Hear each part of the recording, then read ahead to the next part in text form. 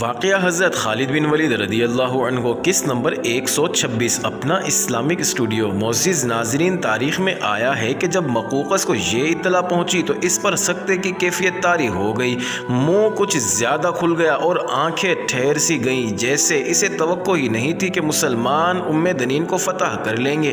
اس کا دماغ تو شاید سوچنے سے ہی معذور ہو گیا۔ اگر وہ حوصلہ قائم رکھتا اور ٹھنڈے دل سے سوچتا تو اس کے پاس اتنی فوج تھی کہ وہ فوراً جا کر دنین کو محاصرے میں لے لیتا۔ قلعہ فتح ہوتا یا نہ ہوتا، اس سے یہ فائدہ ضرور ملتا کہ مسلمان دنین میں ہی قید ہو کر بیٹھے رہتے۔ دنین سے کچھ اور فوجی اور شہری بھاگ نکلنے میں کامیاب ہو گئے تھے۔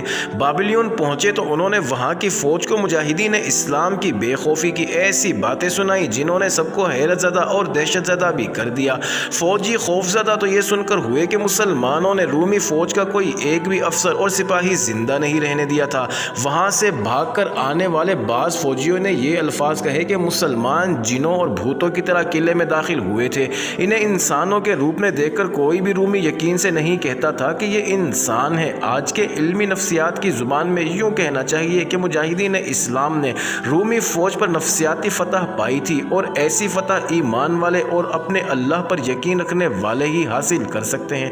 مقوقس بھی دنین کا صدمہ برداشت کرنے کی کوشش کر ہی رہا تھا کہ اسے ایک جاسوس نے یہ خبر سنائی کہ مسلمان دریائے نیل پار کر کے احرام کے علاقے میں سے آگے کو گزر گئے ہیں۔ یہ سارا علاقہ لقودک صحرا تھا۔ مقوقس کو پہلی حیرت تو اس پر ہوئی کہ ان مسلمانوں نے دریا کس طرح عبور کر لیا ہے۔ پھر وہ اس سوچ میں کھو گیا کہ یہ جا کہاں رہے ہیں۔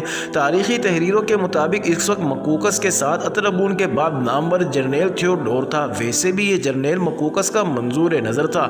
یہ دونوں اس مسئلے پر بات کرنے لگے کہ مسلمانوں کا اگلا ہدف کیا ہے۔ کیا مسلمان اسکندریہ پر حملہ کرنے جا رہے ہیں؟ دونوں نے اس سوال پر بحث مباحثہ کیا اور اس رائے پر متفق ہوئے کہ مسلمانوں کا یہ سپہ سالار ایسی خطرناک حماقت نہیں کرے گا۔ اس وقت تک مقوقس اور تھیوڈور عمرو بن عاص کے لڑنے کے انداز اور ان کی جنگی پالیسیوں اور چالوں کو سمجھ گئے تھے۔ انہوں نے اسی وقت جاسوس دوڑا دیے کہ وہ جا کر دیکھے کہ مسلمانوں کا رخ کس طرف ہے۔ جلد ہی پتہ چل گیا کہ مسلمانوں کا رخ فیوم کی طرف ہے۔ حقیقت بھی یہی تھی کہ عمرو بن عاص کا اگلا ہدف فیوم تھا۔ فیوم ایک بڑی بستی بھی تھی اور اس علاقے کو فیوم ہی کہتے تھے۔ وہ تھا تو صحرا، لیکن اناج اور مویشیوں کی وہاں کوئی کمی نہیں تھی۔ عمرو بن عاص کو اپنے لشکر کے لیے رسد اور گوشت کی ضرورت تھی۔ مسلمانوں کا نیل کو عبور کر جانا مقوقس کے لیے باعث حیرت تھا۔ یہ مسلمانوں کی مستعدی اور چابک دستی کی ایک واضح مثال تھی۔ انہوں نے فتح کیا تو 2 یا 3 دن شہر کا نظام بحال کرنے میں گزارا اور لشکر کو ذرا سے بھی سستانے نہ دیا۔ دنین ایک دریائی گھاٹ تھی جسے بعض نے پتن لکھا ہے اور بعض مورخوں نے بندرگاہ کہا ہے۔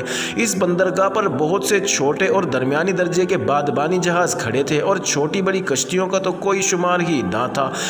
دنین کی لڑائی ابھی ختم نہیں ہوئی تھی جب عمرو بن عاص نے مجاہدین کا ایک چھوٹا سا دستہ بندرگاہ پر بھیج دیا تھا کہ وہاں سے کوئی جہاز اور کوئی کشتی نکل نہ جائے اور ان کے ملاح وہاں موجود رہیں۔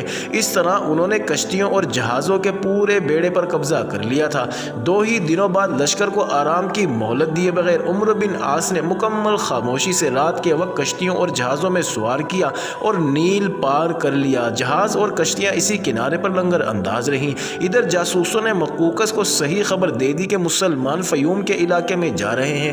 مقوقس نے یہ دفاعی انتظام کیا کہ کچھ دستے اس علاقے میں بھیج دیے۔ وہ صحرا ہموار یا میدانی قسم کا نہیں تھا، اس میں گہرے اور وسیع و نشیب بھی تھے، ٹیلے گھاٹیاں بھی تھی اور اس طرح چھپنے کا بہترین قدرتی انتظام تھا کہ چھاپا مار بڑی آسانی سے گھات لگا سکتے تھے۔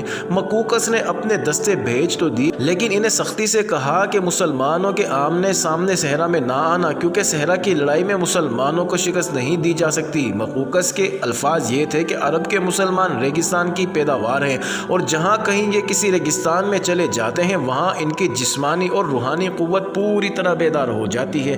مجاہدین کے لشکر کے ساتھ مصری بدو بھی تھے۔ پہلے بیان ہو چکا ہے کہ جب مجاہدین کے لشکر میں آئے تھے تو ان سے یہ کام لیا گیا تھا کہ بستیوں کی طرف چلے جائیں اور چھاپے اور شب خون مار کر اناج اور مویشی اکٹھا کریں اور وہ لشکر کے لیے لائیں۔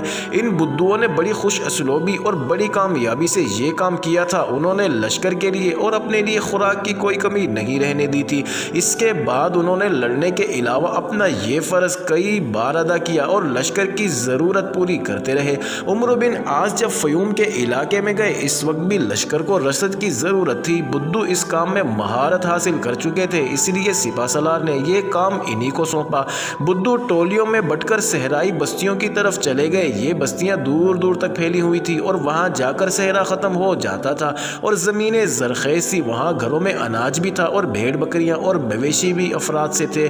बुद्धू अब बस्तियों पर छापे या शमखून नहीं मारते थे, बल्कि अब कोशिश करते थे कि इनके हाथों कोई कत्ल या ज़ख्मी ना हो। वहाँ जाकर ऐलान कर देते कि लश्कर के लिए अनाज और मवेशियों की ज़रूरत है। अगर लोग खुद ही ये चीज़ें मुहैया नहीं करेंगे तो घर घर की तलाशी लेकर आखिरी दाना भी उठा लिया जाएगा और कोई एक भी मवेशी पीछे नहीं छोड़ा जाएगा। मोअज़्ज़िज़ नाज़रीन, जारी है अगली वीडियो किस नंबर 127 में देखना मत भूलिएगा।